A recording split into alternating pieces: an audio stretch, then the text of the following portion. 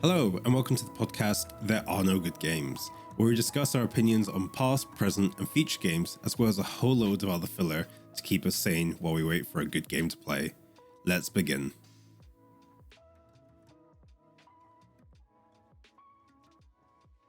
Last time we spoke, we talked about like a game idea of like We did. vegetables, zombies, meats, chickens, Cooking. like all the good stuff. We did. I liked it. Okay. It had potential, it had gravitas to it.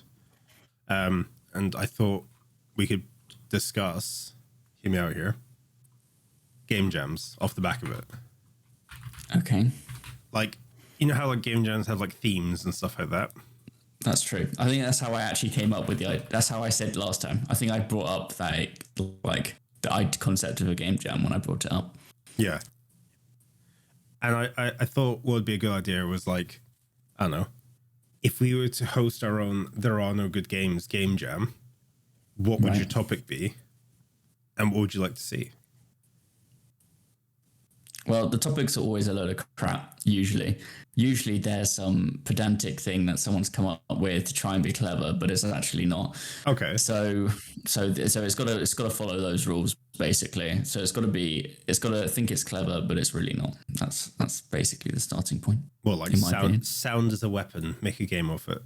No, that's too like descriptive, like Trapped in another world, or death is useful. No, that's none of this fits the bill. Really, it's got to give someone an existential crisis when they first hear it. That's like rule one of coming up with a game jam theme. Okay. So it's got to be like, it can't be an actual theme. Like, the term theme is kind of stupid for game jams because it's not actually really a theme.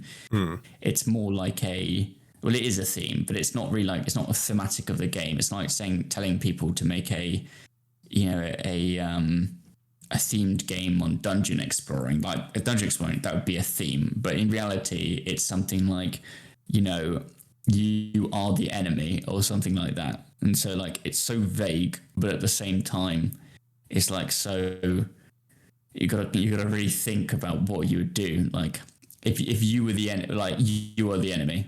Yeah. How does that work? It could be you trying to fight yourself. Like, every time you move forward, the enemy moves forward towards you. No, you are the enemy. Okay. You could be like the villain building a dungeon for a hero to try and traverse through. Okay. Yeah. Okay. Yeah. That works. Could be, you're the ghosts in the ghost hunting game, basically. Yeah, you're the prop and prop knight, or you're the hunter and prop knight, like that sort of game, right? Yeah, but there's no other. But everything else has to be AI. Otherwise, you're not the enemy. Yeah, you're the player. Yeah. Well, yes, but you are the player. Yeah, but as the player, you're the enemy, right? That's why. Like, you basically got to design a game where you're being what the AI would normally do in a video game. Ah, okay. So, like, because I'm looking at like notable games that were made off game jams, and like I'm looking at some of the titles. Some of the titles are okay. Some of them are like pretty bad. Like Hollow Knight. Can you guess Hollow Knight's theme for a game jam? I mean, no. I don't think you could. I don't think you could name a game. I'd have to give you the theme. I don't think it's impossible, because it could be anything. Because it's it could be literally anything. Celeste. No, no, I don't know what these themes would have been. Okay, no. That's fine. I don't think that's like, it could be anything, any game, because of the thing is that people don't always follow the theme anyway properly, or they like, it follows the theme so good that it doesn't even, like, you don't even think about the theme in the first place, basically. Okay. It's just the game is good. So, like, yeah, I don't know. I think, like, if you gave me a collection of Ludum Dare games, like, I think maybe if you played tons of them, you'd get the theme. But I don't think if you played one, you'd ever get the theme for just playing one game. You think? Or no, I just generally don't think it's possible. Okay. Unless it literally was either named after the theme, or it's like so literally, like, completely like but you know, like these game jam games, you play that most of them you play and they last about 5 minutes, basically tops, really. So in 5 minutes, it's probably like it's gonna be little. Like it's not gonna be a huge amount of gameplay, so it's probably more focused. But if it's like a full scale game, it'd be quite difficult to know. Yeah, no, that's fair.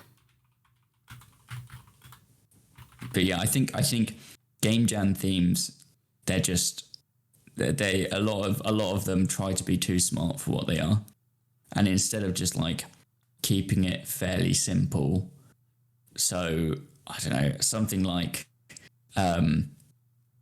you know, you are the key, right? Like that one, it kind of probably hits the nail on the head for what a game jam theme normally is, because what does, you know, what do you mean by key? Like, is it, you know, like most of it is that you're like, I don't know, you are part of the opening, or what if you are a key and you gotta like go in the dungeon and find the explorer who requires you for the door. Like people just come up with random stuff around that.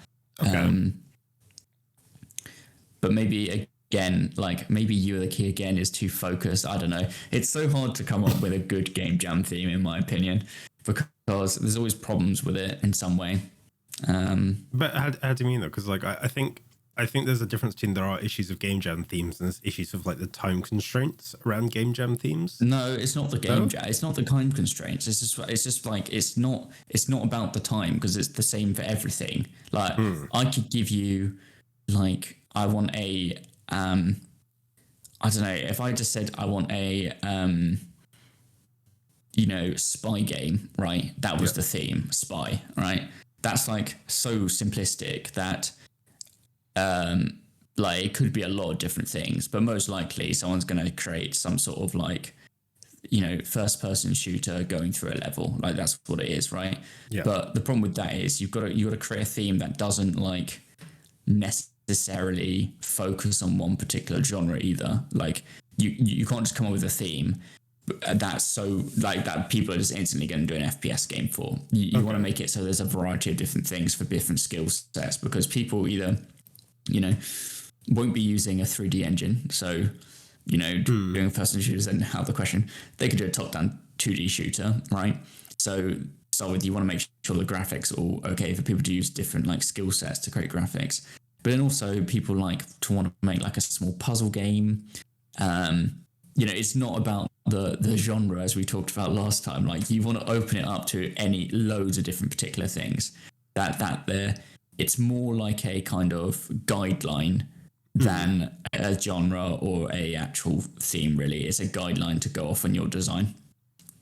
Okay, so you'd use it as like a springboard, or would you say it's too much? I mean, again, it just depends on the theme. No, I don't. I like. It's just like the themes are stupid. That's what the context is here. Themes are stupid because they're never. No. I think there's always problems with them.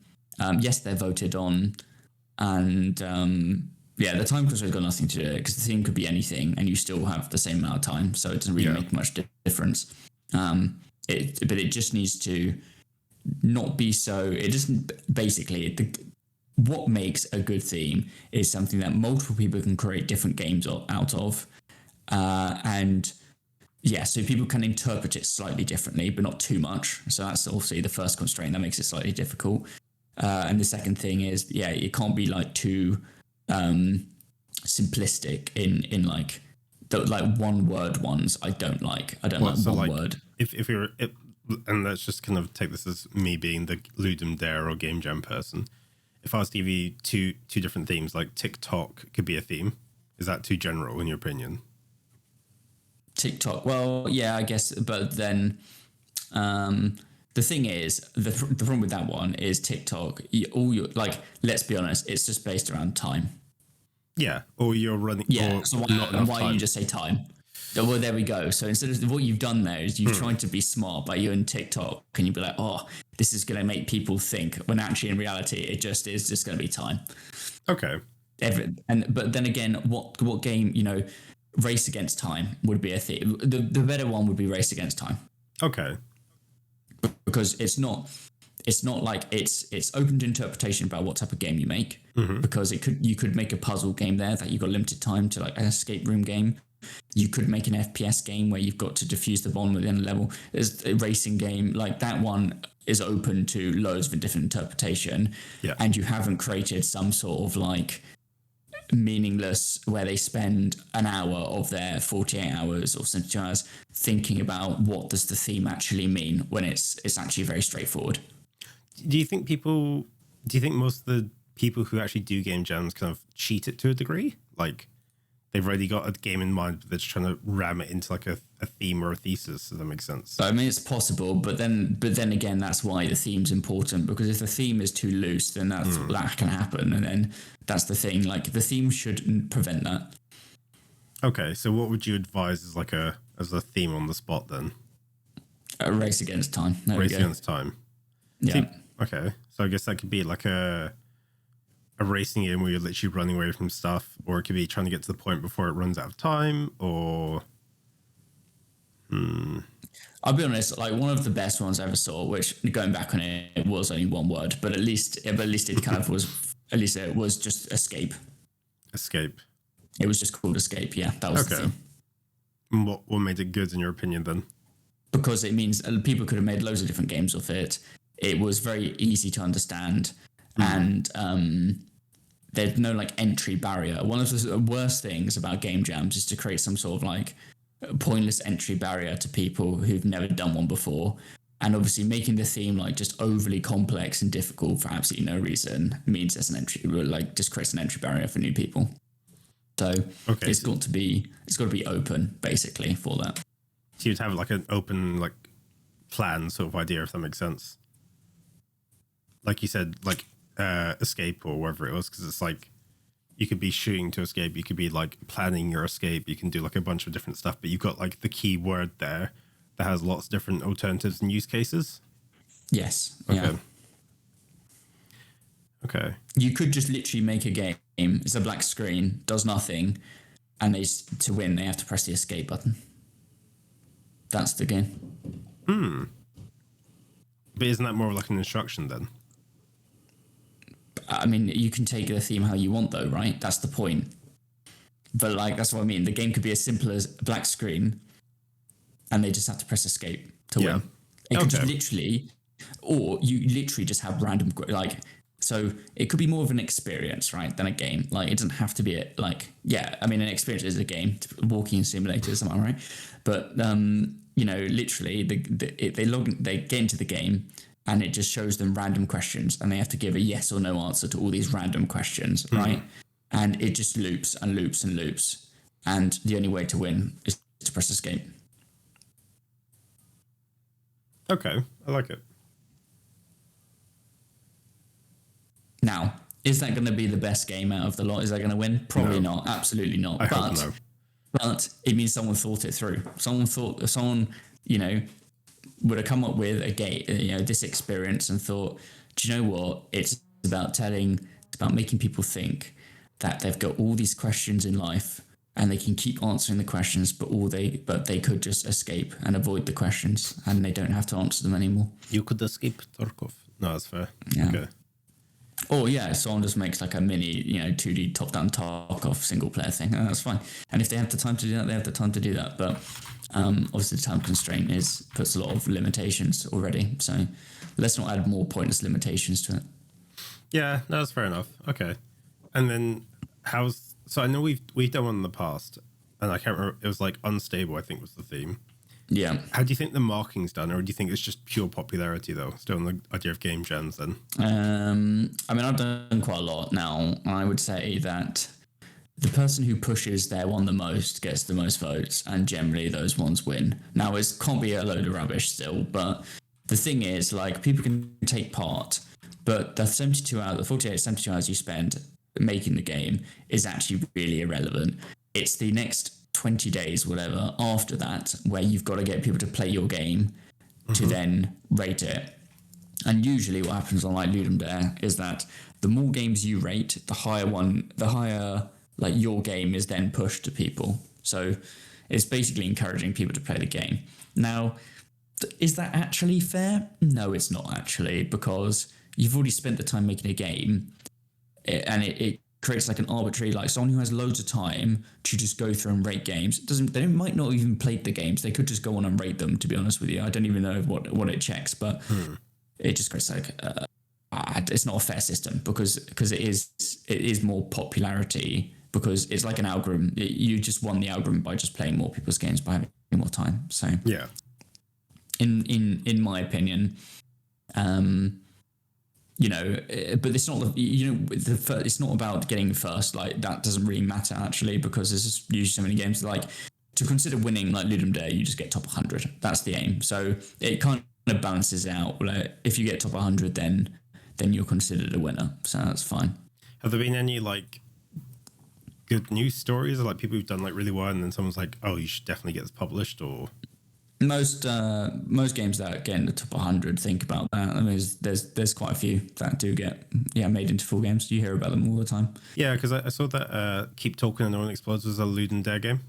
Yeah, there's games like that just I mean that's why companies do game jams as well, because they want to come up with new ideas, and it's the time pressure, the fun of it. You get the best out of a developer, so why not try it and do it? But yeah, it does happen often. It does happen often for sure.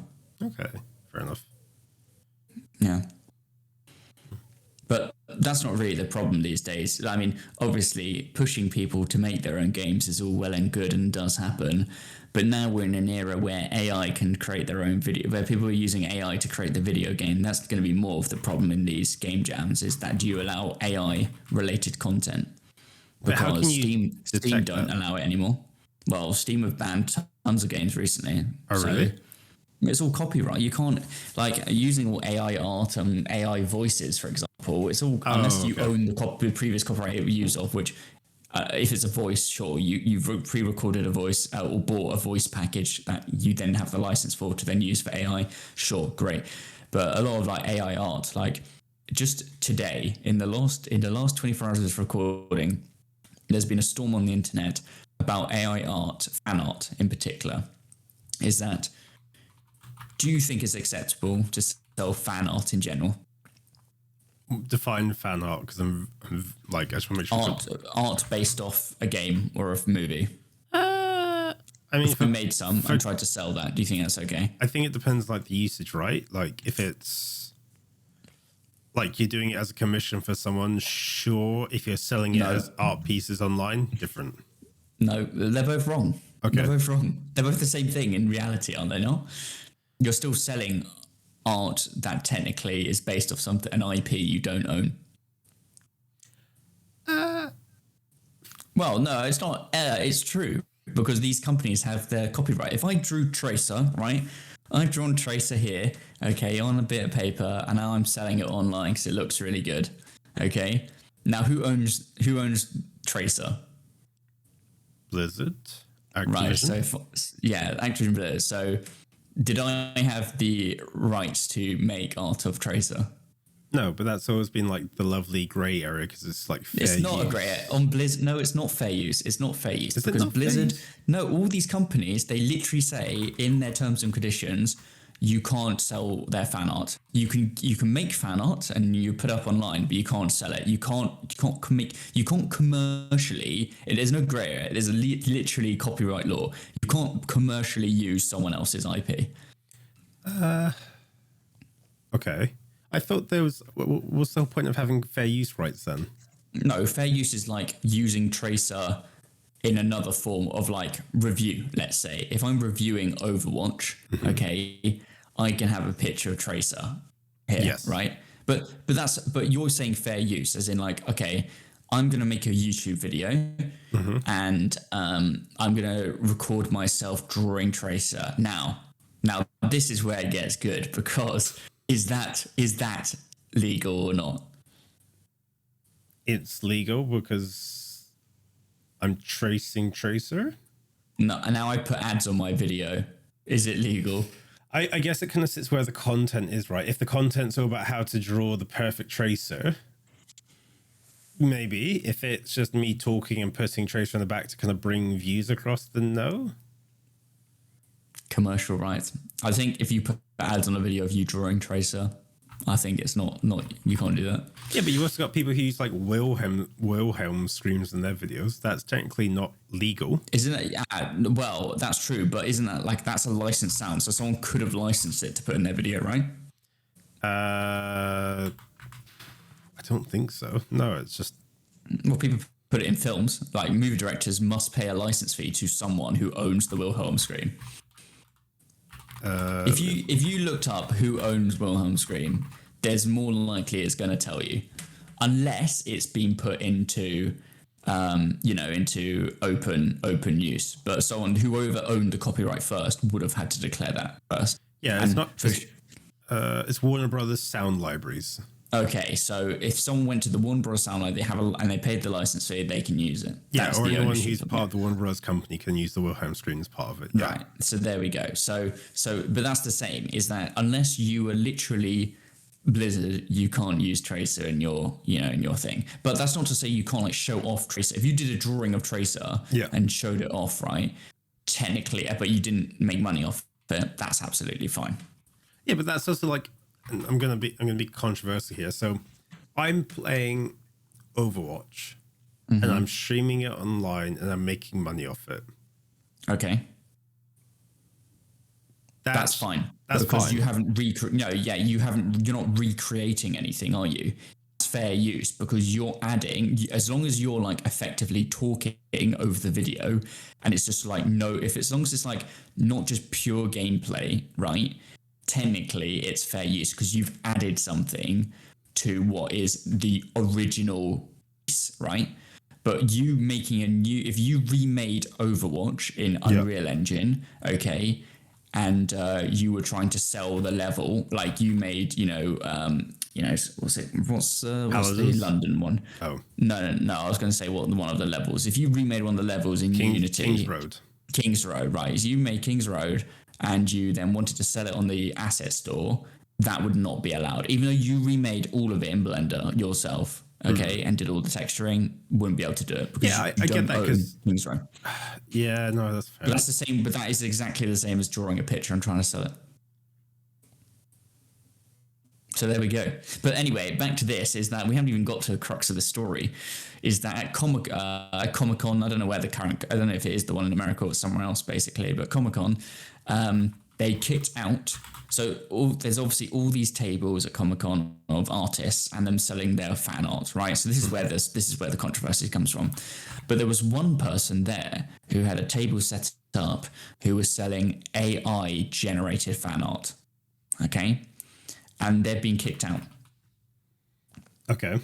And there's been kind of this controversy is being created because, firstly, one person. So out of all the people, all of them are breaking the law. It doesn't matter if this one person was using AI, because the reason Comic-Con's given is that this person's breaking copyright law because they're using AI that, basically some people are in the area that any AI art you generate, you own completely, right? Mm-hmm. Now, there isn't really a case at the moment to prevent. No one has yet to win a legal case against this belief, right? But that is in itself a grey area of like, well, who's this AI that's been trained on stuff? Technically, the AI owns it, I guess. But then I could go out into the open world, look at loads of stuff, come home, and then do a drawing that creates something new, right? Yeah. Okay. And that's technically the same as like an AI who's learned loads of things and then trying to put it together. As long as the AI doesn't completely replicate something that's so similar to what it's seen, then technically it's a new piece of work. So technically it's a new ownership, it's a new copyright that's been layered over it. But then, what's happening now is that they've used AI to generate fan art. So obviously the AI has learned off the real thing. Yeah. Either other fan art, firstly, yes, or it's learned off, actual, let's just go with the Tracer story for now. Okay, I don't think it's got nothing to do with Tracer, but it's a good example here is that, it's either gone off original artwork from Blizzard of Tracer, or it's gone off other fan work or recreations of Tracer. But they've kicked out that person who was selling their work, but none of the other people who are still technically breaking copyright law. So it's created this controversy. because it is, people are shouting out about like where it's unfair. But the worst is people who just sitting on the fence. Well, not sorry, they've made their stand, which is all of it is fine, which is not. That's like the complete wrong route to take. It's like critical thinking to actually imagine that none of, once you kind of realize someone owns the rights to this figure, right?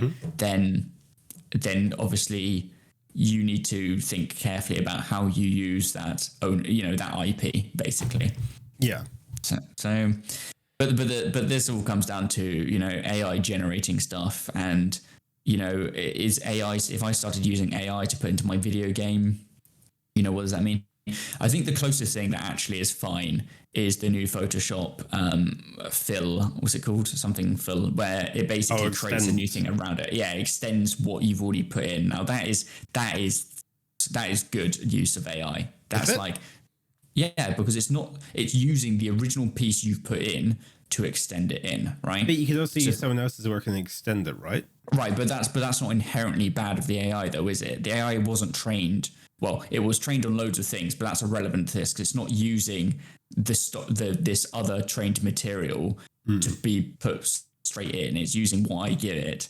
So, yes, obviously, if I put in a piece of work I don't understand, it starts extending it, then yes, obviously in some way that is wrong. But if I take a picture of my garden and I remove bits from it, and I tell it to extend the garden to the left and right, and I have a bigger garden picture, great.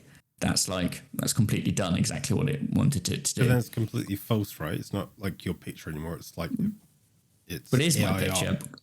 No, because there's a difference between AI generating it from the whole image from scratch and it adding piece to it. So a good example, which I've seen, is that a picture of a lake, okay? Yep. And then you take out certain areas, right? And you say fill in with swans, and then swans are filled in on the lake, right? Okay. And that's like adding things or removing people from the picture. Another great use of that AI. Like it's not stealing anything. It's just removing the thing. Yes, you're changing, I guess, the original photo, but that is the entire point of it, right? But what someone's done recently, so there's a guy on Twitter who's basically making a game using only AI related stuff. That's his challenge. Now, I don't know where he's planned to sell it. It probably is. He's probably got a Kickstarter or whatever, but it is whatever. But what he's done is he's used Midjourney to generate some stuff, and he's then basically like removed parts of it and got like the Photoshop fill stuff to do other things, and then he's kind of modeled it and used that Midjourney thing to texture his world basically. So everything he does, so his characters are all AI generated, the landscapes are all AI generated, then he's kind of put Blender on it. Some 3D models are generated, sound, I don't know what the sounds he's doing, but I'm sure music you can now generate as well, so it's all very possible. Yeah. But he's posted recently on Twitter as being like, well, I'm not really sure how this is going to go, because if Steam's removed all these games that are using AI, then his thing's got no chance of being commercially usable either. Yeah. But what it seems is what Steam's done is they've just deleted stuff off the store that's basically low caliber AI generated stuff. Like there's a classic type of game on Steam, which is like the puzzle game, which is like you move the bits of the picture around. There's a name for it. I don't know what it's called. Oh, and you try and get like the girl thing. Yeah. Okay, yeah. That's what most of them are. Yeah, it's some hentai background, and then they're trying to like fill it into the slots. That's what most of them on Steam are. They're not actually like I don't know who buys this crap, but it's there. But yeah, I think they've just removed that, because what someone's done is they've programmed something and then they've just filled in all this AI generated art to be the pictures you're moving around the squares, the little square things around the puzzle. I think that's what most of them are. So, but in what instances is AI good then? Because like for me, someone who wants to try and make games and stuff like that, is it not good? I can ask AI to try and help me try and create some scripting, or is that bad? I do that then? Well, who wrote? Well, the thing is, that's all stolen code. I'll be like, it's all all that stuff is just learnt off another one. So that's technically bad. In theory. That's bad AI. Well, again, you just got to think about it. It's not really about like all AI is bad because it's all trained, right? That's not really, because the real case is that all these places have trained their AI off other people's work without their permission. That is just the general reality of it. Now, if you can find something that's an AI that's been trained of only original licensed stuff, then we're getting somewhere. So NVIDIA, for example, they use like all the Getty Images stuff, but they literally have requested, permission for all their stuff. So a lot of NVIDIA stuff they're doing is completely on board. They're very like ethical in how they do it. And they were one of the first people to show off the kind of remove people from photos. You kind of hover over and it fills like the in. Apple. They showed it all first. Google Pixel phone. I can't remember. Yeah, but yeah, carry on. Sorry. But yeah, so they've done everything first. They have great videos. They're kind of like NVIDIA labs. They do loads of it. They've done AI stuff for a long time. And obviously now, like, Adobe have taken it on, and they're now the big user of this kind of tech. But because they're using someone else will come by. aren't they?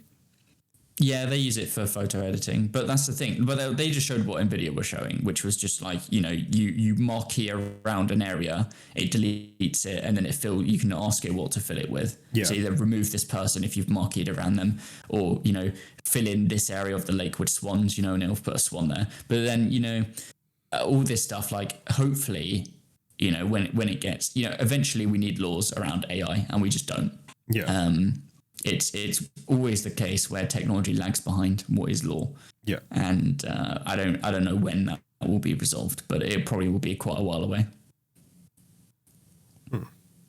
But the worst case scenario is that they just say anything generated AI is not owned by you. Well, because then even if you've licensed an AI that was trained ethically, then then you can no longer do that, right? Yeah, no, that's fair. Because I've seen they've done like AI stuff where it's like you can get videos to be AI cut. So yes. you tell your like I don't know, Photoshop or Premiere, hey, I'm making a how-to tutorial. They'll cut everything in the how-to way and then kind of send it back to you. But yeah, I guess I don't know. Is that bad or is that good? Because holistically, I'm like, oh, it's not great. But at the same time, if you're good at your craft, you can kind of balance it out. But I guess for introduction people, you're not learning stuff. You're just instead trying to cheat your way through it. Does that make sense? The example I've seen is where someone had loads of clips of videos and they put a music track in and they asked it to basically cut the videos to the BPM. Yeah. And that's like, obviously if you do that by hand, that would take hours. But it did it in a matter of seconds. Yeah, but shouldn't you try and do that in order to make yourself better? And well, I guess it's what's that got to do with anything? Why would you work hard instead of working smart? Yeah, but you could just say that. I get what you're saying.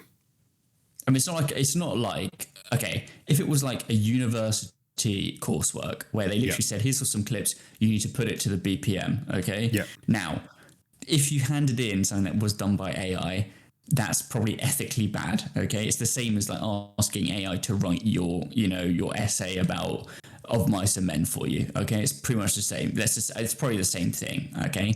But, if at the end of the day it's about using the tools, that's what your coursework is about, then why on earth would you not use this built-in tool into your editor, which you're meant to be using, that does it for you? Well, because you're not really learning. I guess you're right. It depends on the learning objective, right? Are you at university to either learn or to get your piece of paper at the end of it?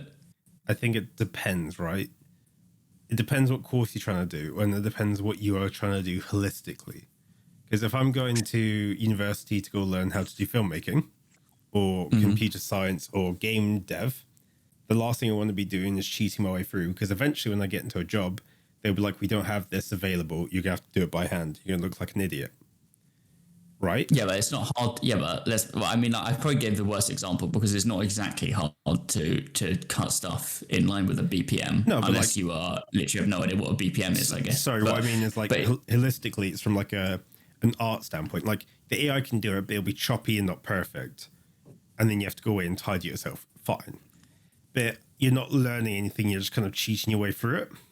Well, I guess, but the problem is, like, what you've learned in that situation is not to do it by hand because that's slow, and you should use the tools ahead of you. Like, surely, like, it's why, like, they don't, there's tons of stuff we don't teach anymore in schools because, it's unnecessary because it has been replaced by a superior technology to do it. Now, the thing about that is that look at maths in schools where we're still, we enforce doing papers without a calculator, right?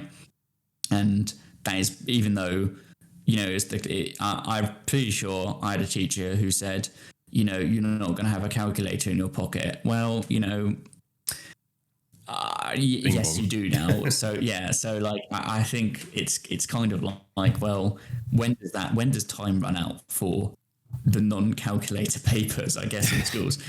But then you're right. Then what do you learn? Like, as in, like, if I can't go into a shop and literally add up, like, if I go in with £5 and I need to buy some food with my £5, imagine how long it would actually take me longer to walk around, enter all the numbers into my calculator, realize I've made a mistake, go back, minus it, restart the calculation again on my phone. Yeah. That would probably take longer than just being able to go around and in my head just keep track of adding up simple maths, basically. Yeah.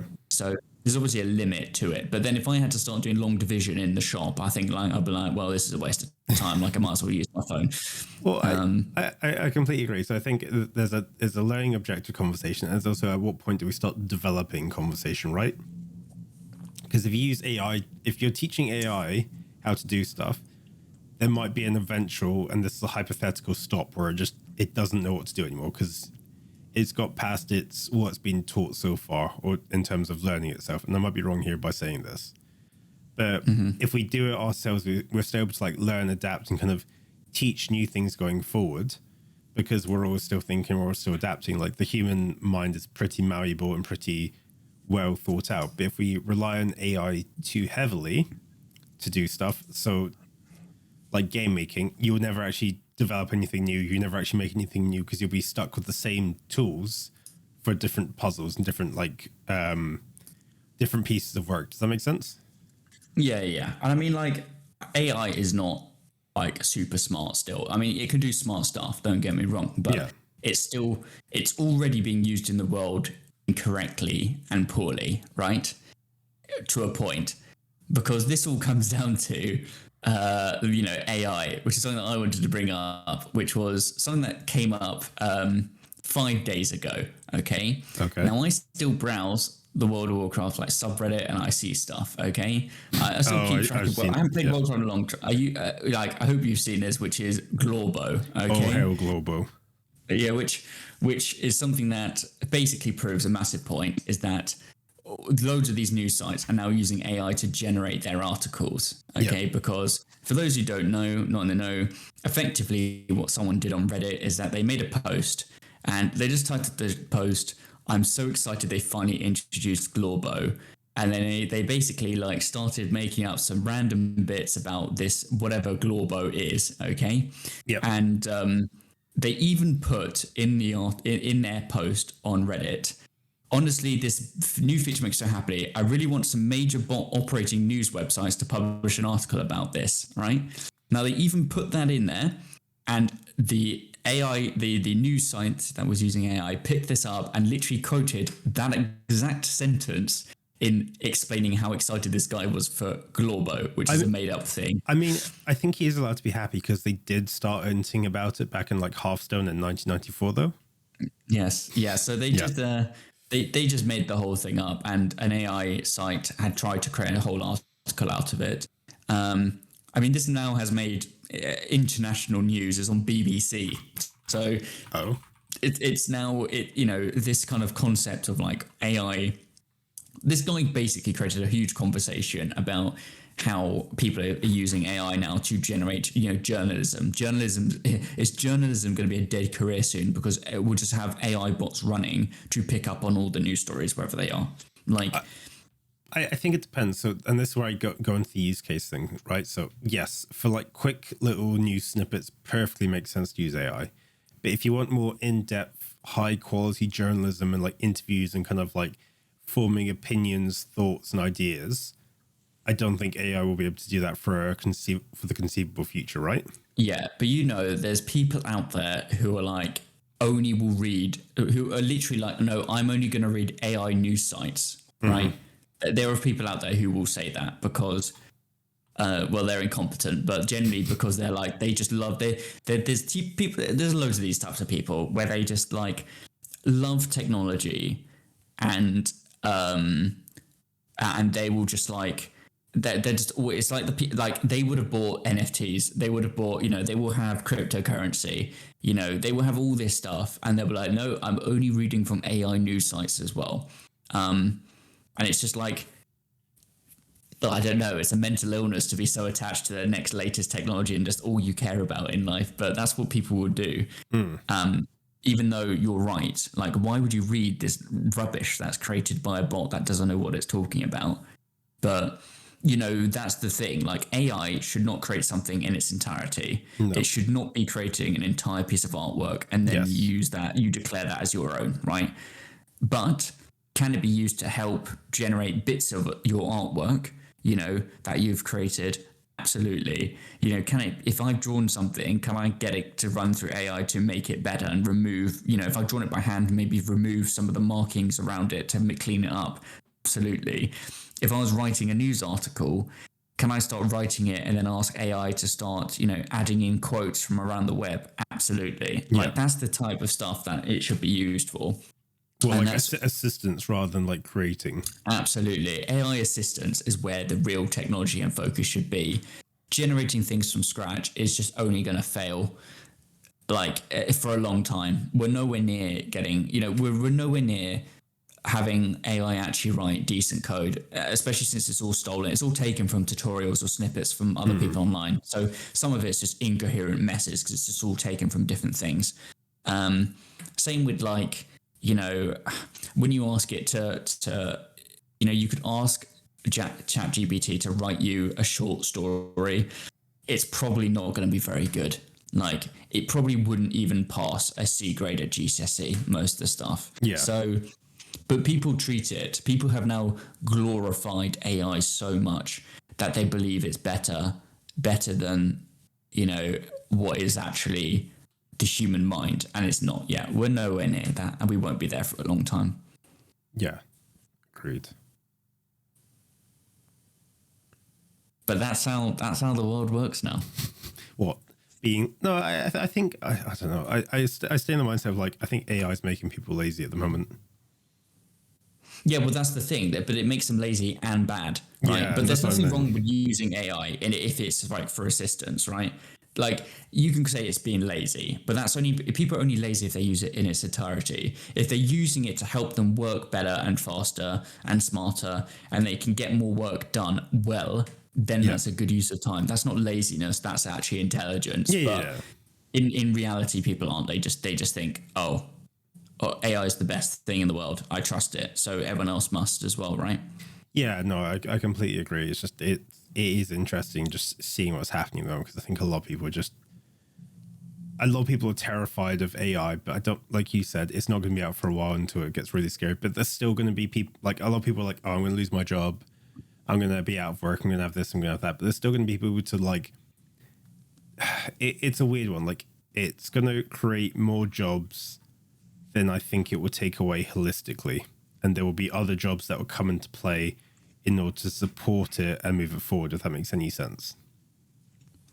If AI was able to take over a whole job, right?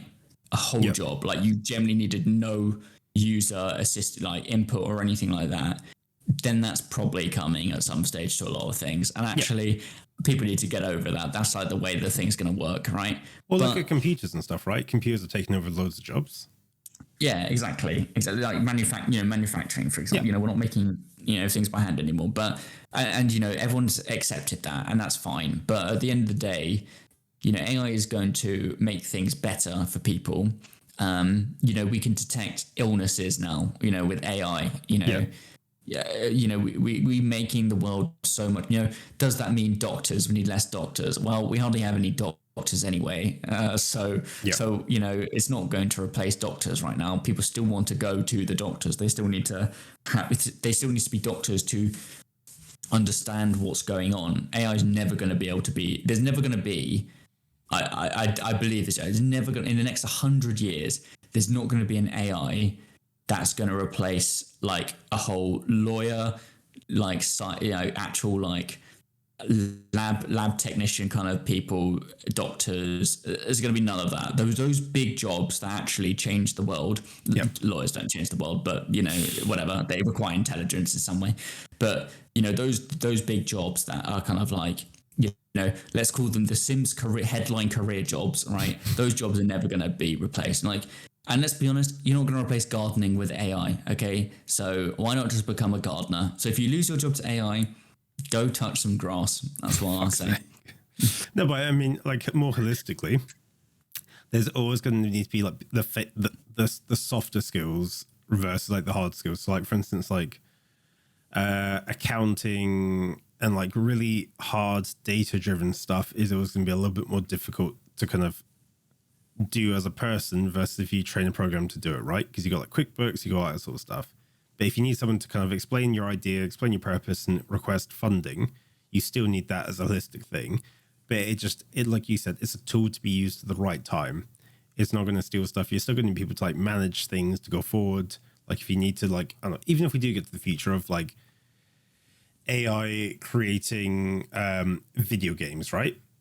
We sit there and let's say we don't need coders because AI is so good it can now code things. You're still going to need people to try and put it together, review it, make sure it makes sense, debug it, because the AI will think, oh, it's fine, it's working as it should be, let's just carry on.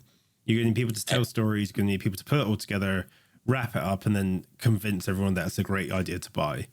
But there will also be more jobs of managing the AI, feeding it the right data sets, feeding it the right prompts and stuff like that to build what you want, right? Well, AI can't create new ideas, right? That's just, that's just the general summary of what we've been talking about, is that it's always someone else's idea is taken and compiled to. So if you're making something new, you can't use AI to make it, right? But you can use it to make your life easier. Yeah. There are bits, GitHub do have an AI that you can pay £10 a month for, $10 a month for, to effectively give you snippets of code or suggestions to code as you write it, right? But that's not writing you an entire program. No. AI won't be able to do that for a long time, if ever, really, because it just would never understand fully the logistics of putting something that you actually want from start to finish.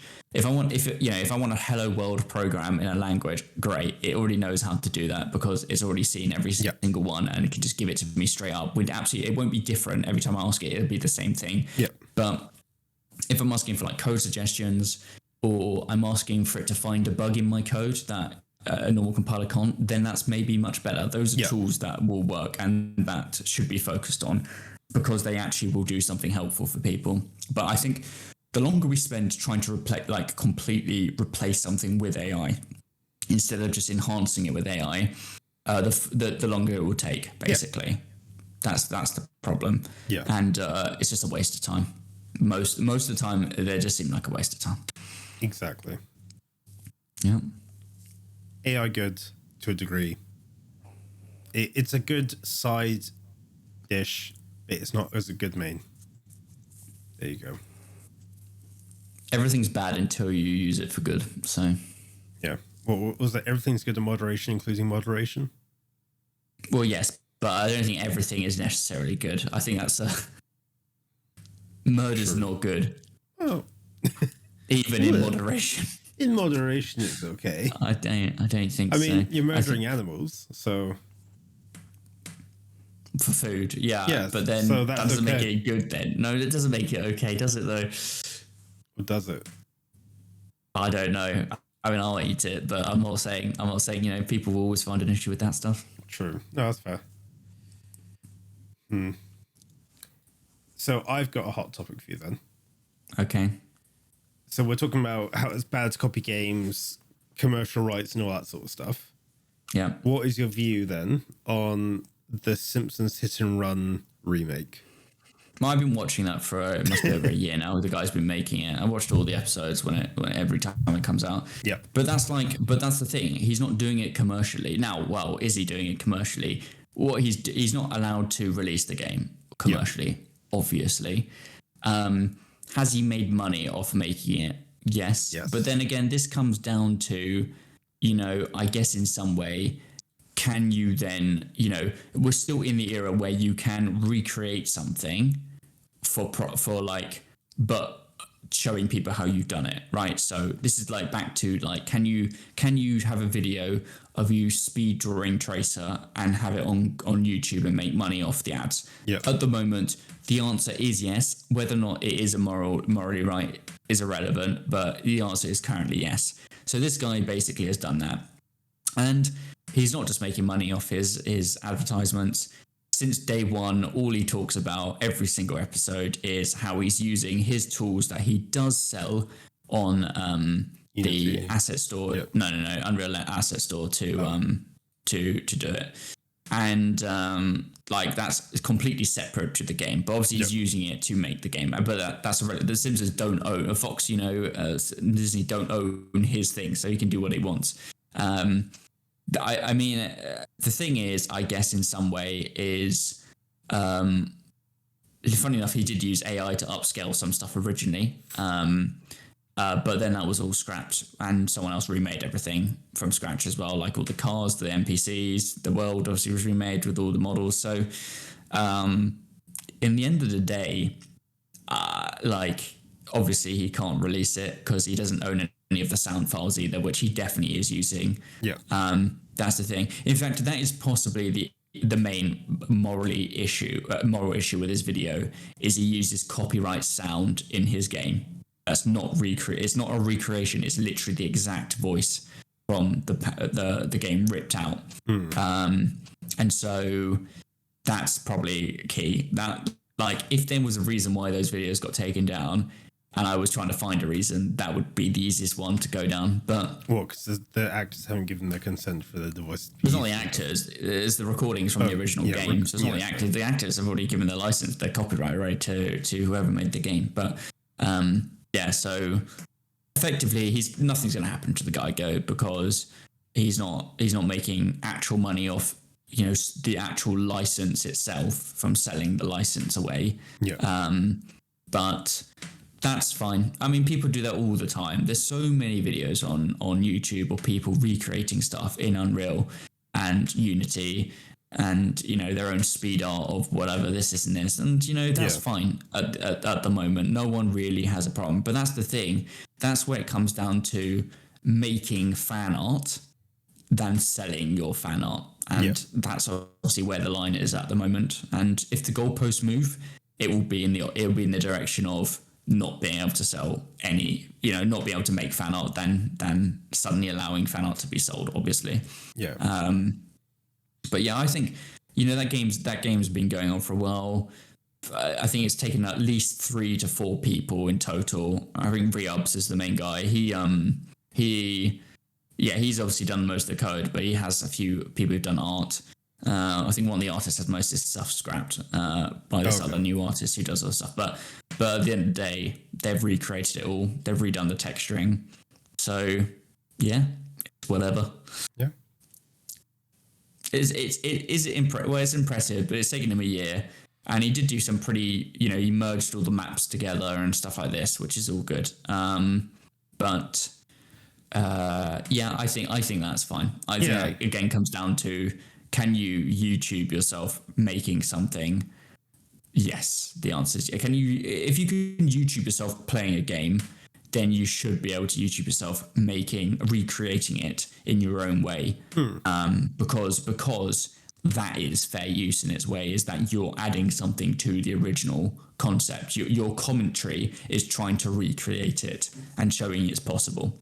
Yeah, no, exactly. It's a teaching piece versus like a commercials piece. You're teaching someone how to do it and how to learn off it versus like you're just making it just for a pure commercial reason and need, right?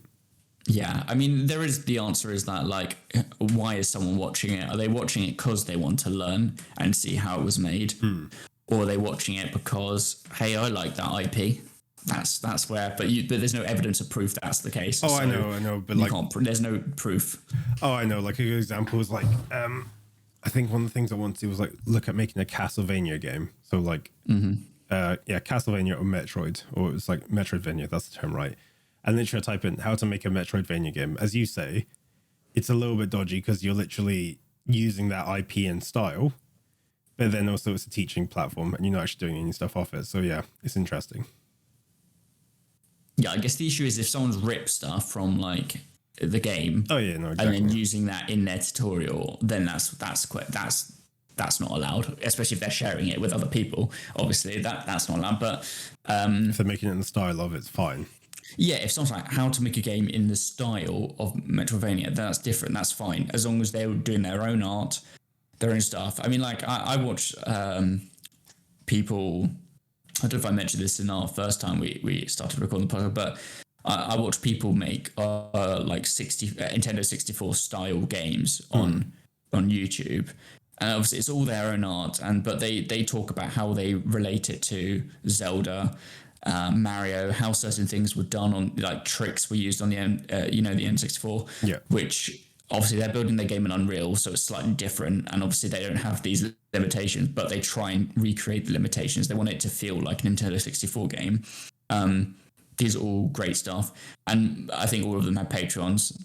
At least the main guy definitely does, and he's actually quite well supported on Patreon. So yeah, no, exactly. Yeah, I mean, that's fine, and he's making his own thing, but obviously he does talk about old games and show footage from old games in how he's explaining certain things. Yeah, which is fair. But that's fair use. Yeah, that's fair use. So exactly, that's all good. So that's where you got to draw a line. Is it fair use? And if it's not, then go to jail. Yeah, exactly. Pay the fine, lose. Yeah, don't pass go. Don't pass go. Don't collect £200. Yeah. Hope you roll out of jail, or that's it. But there's that guy who owes Nintendo money every year or every month, his paycheck every year. Oh, I can't remember why that was. He like hacked something or like botched something. Well, unironically, his surname was Bowser, which was quite funny. But he hacked something in Nintendo, or he was like giving away ISOs, like not ISOs, the things that you can the ISOs. Emulation stuff. Yeah, the ISO. Yeah, exactly. Like he was like ripping those and selling those off, I believe, and so he owes like Nintendo a slice of his paycheck every month. Yeah, which is that's the despair. Like imagine drawing Tracer and then you owe Blizzard 20% of your paycheck for the rest of your life. Yeah, I hope it was worth it. True, it might have been. Yeah. Might have been a very nice Tracer drawing. It might be. That's true. I've never seen a bad Tracer drawing, Fuck, yeah, it might have been OG Tracer before she got nerfed. Yeah, true. As all Blizzard characters do. Exactly right. Yeah. Alex Straza was on the list as well. Oh well. Rip.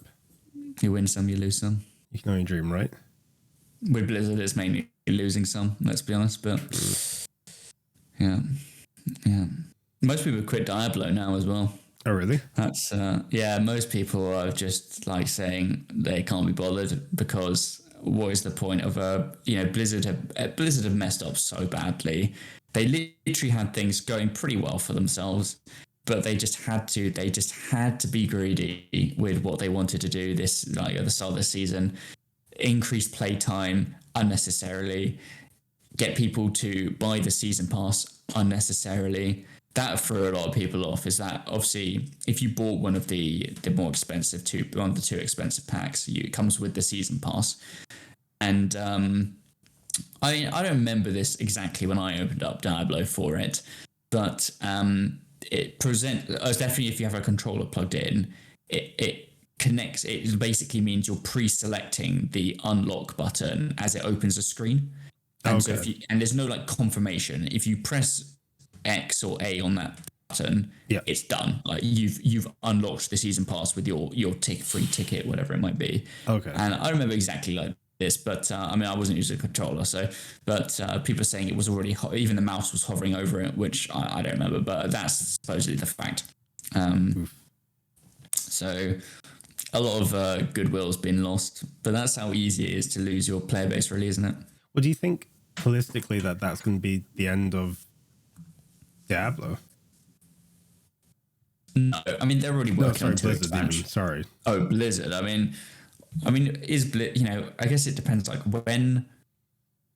when did Blizzard stop being Blizzard? Really, that's like moreover what it is, because Blizzard is no longer the company it used to be. Like, that's just fact. And so the only way is that people are obviously still going to play the games, and they're always going to find new audiences. That's always the case with all these big companies. You know, they're too I think they are too big to fail. But if you lose, you know, you can lose your kind of like central fan base, and that's the way it goes. So I just, to answer your question, Blizzard can be dead to the people who want it to be dead to them. But at the same time, I don't think it's right for people to start shouting, you know, I don't think it's fair for people to say, don't buy this type of game because of this. Okay. I think people should just allow people to live their lives and make their own decisions and not be like, it's irrelevant. So if let's say I really hated Blizzard, which I'm on the way to get there, because what have they done good in the last couple of years? Absolutely nothing. Still waiting for Hardcore Classic Official, and that might bring me back for a bit, but is it going to make me like Blizzard more? Probably not. Yeah. We'll see. But they're probably going to cock that up in some way as well from the actual plugin that someone made. So let's be honest, it's probably not going to be as good as it could have been. But I'll give them the benefit of the doubt for now. You know, if I just said, you know, I was done with Blizzard, and I said to you, you know, don't play any Blizzard games, right? Now, what right do I have to tell you to stop playing Blizzard games? None. Now, can I say to you, look, don't buy, you know, I don't think you should buy the Blizzard game, because look at all the other games they've made recently that are massive flops. How do you know this one's going to be good, right? Now, if I asked you that, that's a fair question. And then you would go, I don't know, I just want to have some fun. And I'll be like, all right, you be you. But then I'm not stopping you from doing it. But I think a lot of people online who are chronically online, they will just like, they will shout and scream, stop having fun to people who want to play it. Now, some people probably do enjoy playing Diablo. You know, I'm still on the border of like, I think I'm not over, I don't really care. Like, I'm just playing it with friends. Like, that's where I'm at with it right now. Yeah. I wouldn't have even bought it in the first place if no one else was playing it. So there's that. In fact, I categorically said I wasn't going to play it for a long time. And then I was just like, well, we need to have fun. Let's do it. Exactly. But at the same time, like, if I said to you, no, don't buy Diablo 4, that's kind of like pointless. But like a lot of people, chronically online, they'll say they'll make it their life's work to tell people not to play things that they don't enjoy. And I think that's always really sad, because like realistically, your version of fun and my version of fun are two different things, right? What are you saying? I'm not fun? No, I mean, like, a good example is I like to peruse the indie market and the early access market, to which you scream at me, for the love of God. No, I told you, I'm trying to. I strongly tell you, stop buying new games every week. No, it's not every week. It's like once a month. You can buy whatever you want. Just don't ask me to play it with you. But that's half the fun of it. If it wasn't a good... ask it? Well, no. Well, it depends. Like, if it's actually going to be fun, you can always suggest games. But I guess this is the thing, though, isn't it? That a lot of people do, is that they will, they'll like have, you know, they will have their favorite games and dislike some games, and other people will have their own opinion what their favorite games are. Yeah. But at the same time, like, I think it's like, don't stop other people from enjoying games, and don't force other people to enjoy your game. I think that's basically what it comes down to, really. Yeah, no, that's fair. So people can be disappointed in Blizzard, but I'm not going to tell you not to play it. You can make your own decision. Comes down to reviews, doesn't it? When we were talking about last time, was that would just because you don't agree with someone doesn't mean they're wrong for a few people, for people who believe in that, right? Some people will align with that belief and they'll follow that. Some people might align with your belief and they'll go with that. And, you know, listen to people you enjoy listening to and play games with people you enjoy playing games with. That's the end. Thanks for coming to my TED Talk. That's basically where it comes down to. Well, I was going to say, there's a nice way to kind of tie this up, right? A game isn't good because you just force people to play it. If you do lose them there, because your game marks high, doesn't mean it's always a good game. It just means someone was shouting louder than someone else. Yes. Yeah. Or you just played other people's games. Yeah, you got lucky with the algorithm. Yeah. Sometimes that's the way it goes. Yeah. Play everyone's games, let them have fun, but don't force your game because then you'll get banned. Exactly. I don't think I've never heard of anyone being banned from Reddit, but yeah, sure. Maybe they should start banning people. Yeah. We'll make there are no good games Ludum Dare, or there are no good games to make one 24-hour challenge, and then we'll go from there. I actually think there must be people who cannot submit games to Ludum Dare anymore, or like have had their game removed from Ludum Dare. There's got to be, out of the thousands of games suggested, there's going to be one nutcase. There has to be at least one, if not more. Yeah. So I'll take that back. There must be people who are banned from Ludum Dare. Exactly. Yeah. Luckily, they were probably swept under the rug fast enough that no one noticed. So. Agreed. Yeah. Is that it? Have we got enough? I think that's it. Cool.